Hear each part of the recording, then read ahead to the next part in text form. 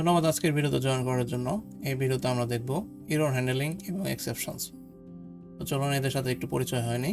Programme চলাকালীন সময় যদি কোনো ভুল ঘটে, সেই ভুলকে ঠিকঠাকভাবে মোকাবেলা করার জন্য এরর হ্যান্ডলিং এবং এক্সেপশন ব্যবহার করা হয়। তো চলুন এটা কিভাবে ব্যবহার করে আমরা একটু জেনে নিই।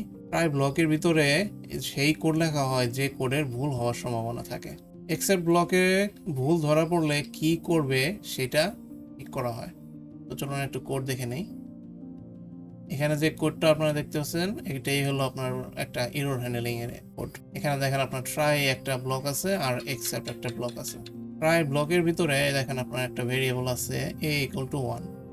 এই 1টা কিন্তু একটা এরর, কারণ এখানে ডাবল কোটেশন দিয়ে আমরা লিখি নাই। তো এই এররটা এই লাইনে গিয়ে আপনার এই যে এক্সেপশনে ধরবে, ধরার পরে আপনাকে এখানে জানা দেবে যে এই ভুলটা ধরা পড়ছে। ধরা পড়ার পরবর্তীতে আপনি কি করবেন ওটা পরের লাইনে আপনি লিখবেন। তো চলুন এই কোডটি আমরা কোডিংয়ে দেখে নেই। তো এখানে যে কোডটি দেখতে পাচ্ছেন, এই কোডটি আমরা ওই প্রেজেন্টেশনে ওইখান থেকে নিয়ে আসছি। জাস্ট একটা ফাংশন আছে। এখানে দেখেন আপনার এডিটরের মধ্যে দেখাচ্ছে এই কোডটা একটু প্রবলেম আছে। তো তারপরেও আমরা এই কোডটা রান করব। এখানে দেখেন আপনার name1 is not defined দেখাচ্ছে, কারণ এটা একটা ভেরিয়েবলের মতো নিতেছে আপনার পাইথন। কারণ এখানে ডাবল কোটেশন দেওয়া নাই, এমনকি আপনার নাম্বারও না।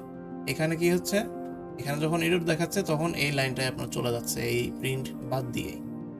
এইখানে আপনার এক্সেপ্ট একটা ইরো পাইছে, ওই ইরোটা কি ই এর মধ্যে ভেরিয়েবল আকারে রাখছে, আর এই প্রিন্টে আমরা ওইটা দেখতে পাচ্ছি। বেসিক্যালি এটাই হলো প্রবলেম। এই প্রবলেমটা আমরা কয়েকভাবে সলভ করতে পারি।